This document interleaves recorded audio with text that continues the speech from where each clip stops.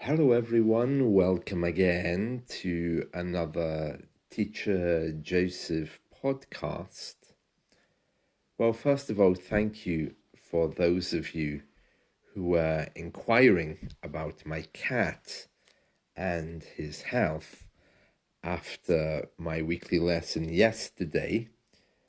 And also thank you to those of you who noticed that there was no podcast on Saturday. Some of you sent me a message to ask, is everything okay? How are things going? And yes, everything is fine, except that my little cat had a medical emergency. So Saturday was spent trying to get him the help that he needs. He's back home. He came home last night after being discharged from the animal hospital. He's a little bit forlorn, and that just means a little bit unhappy. He spent the day at the hospital. Well, he spent overnight at the hospital, attacking everyone he could find. So that is a sure sign that he is recovering very well. As you know, cats really enjoy their space and their places to hide. So he's spending a lot of time hiding in his special place and doing what he does most, which is eating. He enjoys that. But yes, he's a little bit forlorn today. There's one thing I'd like to mention about my weekly lesson. You may have noticed that I've written there about him going to the vet with an apostrophe S. Now, this is something that we do a lot when we're referring to vets, doctors, a particular office. We use what looks like the possessive. Okay, we use what kind of looks like the possessive form, the apostrophe S, and we do that because the last word is not said. Oh, I'm going to the doctor's. See you later. That, of course, means the doctor's surgery or the doctor's office. And that apostrophe S is just to show that it's the surgery belonging to the doctor. So let's say it in full. For example, I'm going to the vet's surgery. I'm going to the doctor's surgery. So we don't often say the last word, but we use an apostrophe at the end to show that the last word should be there, but we don't actually say it. Now, you hear this a lot across the UK, especially when we're talking about doctors. You may hear people saying, oh, I won't be at work tomorrow, I'm going to the doctor's. And there's an S there, which makes you think that it's plural, but it's not. It's actually a possessive. And some people, because this phrase is so common now, they don't even write the S, the apostrophe, the apostrophe S. They just say, okay, I'm going to the doctor's, or they write or send you a message, I was at the doctor's yesterday. So the apostrophe sometimes vanishes. It's written as a plural, even though they went to see one doctor. So I went to the doctor's yesterday kind of implies that you're going to see one or two. But when it's written correctly, it's the doctor's surgery. But we leave out the word surgery and there should be an apostrophe. It's kind of a big deal here, and commonly is what we say. We never usually say the word doctor in the singular. Some people, maybe now, more and more so, are talking about doctor, or doctor, of course, to get the pronunciation correct, but more and more people are saying that, oh, I'm going to the doctor tomorrow, so I won't be at home. But historically, that's not what we say. Native speakers would usually add an S. So like everything else, our language is changing. So you'll probably hear a bit of both. Oh, I'm going to the doctor tomorrow. I'm going to the doctors. I would always use plural if I'm talking about it. So my little cat, he was at the vet's, even though it was one vet who was treating him. Apostrophe S, he was at the vet's surgery. And yeah, he's still a little bit bitter with me for taking him because he doesn't like other people, and nobody likes having tubes connected to them. So that's the update on my cat at the vet's. Now, staying with the subject of vets for today's podcast, just to let you know that yes, they are frighteningly expensive. And also, it's really important that you get pet insurance here, because if your little kitty takes ill, you could end up with a bill of thousands of pounds. My little cat, to stay overnight at the vet's, cost me in excess of £1,000. I think it actually cost me in total 1,600, and that was after a discount. So fortunately, I have pet insurance. Very easy to get.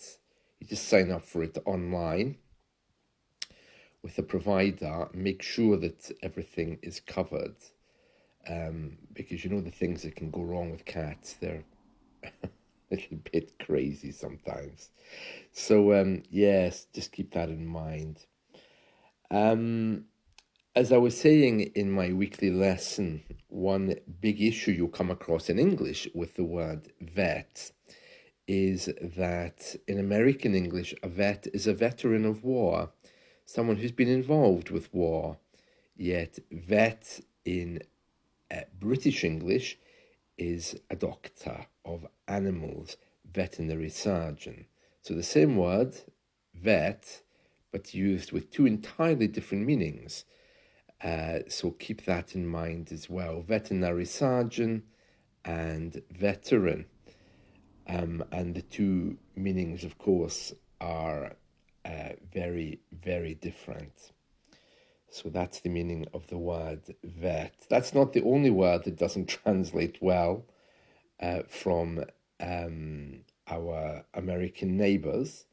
I don't know what they call veterinary surgeons, like the actual vet. I don't know what they call them in America. If they call vets veterans, I would guess they use the full name for little animal doctors, which would be veterinary surgeons, I guess.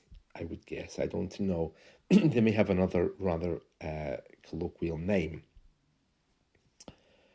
Another thing that's in the newspaper today that I want to bring your attention to is something which our government have said. This isn't about cats, but it is a little bit catty. Catty is when you have an argument with someone which looks a little bit like name calling, or attacking someone for no reason. We call it catty because it looks rather basic. Catty is a short way of talking about a cat fight. And you know, cat fights, when two cats are fighting, they hiss at each other, they jump at each other, they attack each other. So those are referred to as cat fights. But when humans do it in that same kind of way, that very direct, combative method, when combat is involved, we call those kinds of fights cat fights. Like when two women start fighting and slapping each other, that's a cat fight. When people start shouting names at each other and those kind of things, we can say it's a little bit catty because it's like a cat fight. Now, there's something which is quite catty in the news today from our government, and it's all about drink spiking. I'll come back to the word catty in a moment. I'll explain what I mean by it. But basically, drink spiking is when you put something in someone's drink and you do it to drug them so it looks like they're drunk, and then you can take them away and commit a criminal offense, steal from them, harm them, or whatever. And as you know, if you listen to this podcast regularly, drink spiking is completely illegal, and the government now are taking action by passing laws to make the spiking of drinks illegal. So if you're out in a nightclub and someone buys you a drink, you wouldn't notice really that maybe they've put some drug in it. Next thing you know, you don't feel well, someone steals your bag and they've gone. So laws are being brought in to stop that. Now, as I've mentioned to you before on this podcast, I really think that the government tends to deal with the symptoms rather looking at the cause of why people are going to nightclubs to drink. But the government's argument is, well, people are entitled to do what they want without having to fear about being drugged, which is also true. I can understand that. But the government's saying today that they've been fighting with the civil service. That's the people who write their laws for them. So we have a minister called Alex Davis Jones, and he's a minister in our government for violence against women and girls. That's his job title. Okay, he's there to protect women and children. He's the minister in our government who looks after these people. And he's saying that the civil service, the people that work for the government, to write the rules and all of these things, he's saying that they are encouraging a culture of victim blaming. Now, this woman, Alex Davis Jones, I'm just reading here, Alex can be a woman's name, Alexandra, or it can be a man's name, Alexander. She's saying she has refused to accept the script that her civil servants, her government employees, had created, had drawn up. When someone draws up a document, they create it. To draw up is the phrasal verb for creating something, especially a document. She refused to accept the script her civil servants had created before an awareness campaign that was due to go out to universities. She says here, the civil service brought me my script for talking about this problem of drink spiking, which I was going to use on social media. But the script which the government gave her, the civil servants gave her, says, cover your drink, make sure you look out for your friends, don't accept a drink from a stranger. And this particular government minister is saying, well, no, we need to stop blaming people. People should be able to do what they want without being drugged. If you want to go out and enjoy yourself, you should just be able to go out and enjoy yourself and not have to worry about keeping your drink safe. And so she sent this document back to the government's office, the civil servant's office, and told them to do it again and to draft a proper campaign. Okay, so the story to read is a little bit hard.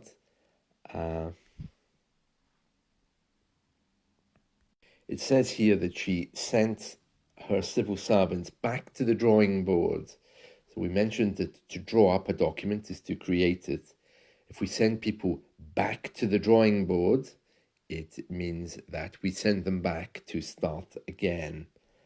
So she said that she ordered civil servants to go back to the drawing board and draft a campaign script that warned people not to spike drinks. It's very convoluted, this, isn't it? So basically, what this story is saying to make a very long story short, okay, is that this government minister was due to give a talk on drink spiking, which is against the law, and the drink spiking was warning people, be careful if you go out to nightclubs. And this government minister is saying, well, no, actually do what you want at nightclubs. We're telling the people who drug you, stop it because we're going to catch you. And again, it really gives this idea of, well, do what you want, it's fine, because no one's going to hurt you. But I think that's such the wrong message to give. It's not dealing with both sides of the problem. The problem is that women are going to nightclubs, and men as well, of course, and they're thinking, oh, well, I'm not going to be drugged today. And of course they are. So I can understand the government not wanting to blame the victim, but telling the victim to be careful isn't blaming them. It's telling them to take responsibility, It's a little bit like, if you imagine Jack the Ripper telling people on the streets, oh, yeah, there's a mass murderer around. Feel free to go on the streets and enjoy yourself, We'll tell the mass murderer not to do anything bad today. I mean, that's just crazy advice. And that comes from a very sick Victorian hypocritical attitude about crime. And we will tell the bad man to stop being bad. It's not going to help. So, yeah, people need to be warned that there's a real danger if you go to certain pubs that you'll have your drink spiked. Telling the bad man not to be bad isn't going to help in this situation. Oh, that's my little rant for today. So this is a news story from The Guardian today, Monday the 23rd of September. Drink spiking. A minister calls for a rewrite of victim-blaming ads. They're not blaming a victim. So this is why I'm saying that it's a little bit catty to attack the civil service, the government's employees, to say, well, you're being discriminatory against women, warning them to be careful. Oh yeah, so what are you going to do instead? just tell the bad person to be good. Yeah, very Victorian and full of duality. This good and bad person. Yeah, I don't think that helps. So maybe if they just encouraged people to drink less, that might be a really good idea. And people might have more control over what they're doing as well. And they have a picture here of 3 women drinking 1, 2, 3, 4, 5, 6 beers, laughing and joking to prove the point that this is what women should be able to do without being worried about having their drinks spiked. Yeah, well, you all know how I feel about that. So there we are. That's the news from today. So a little bit catty, blaming the civil service for just doing their job, really trying to protect people. And that's it from me for today. So I hope you've enjoyed this. I'll be back tomorrow, and time for me to go and give my little kitty some more of his medicine. See you all. Bye.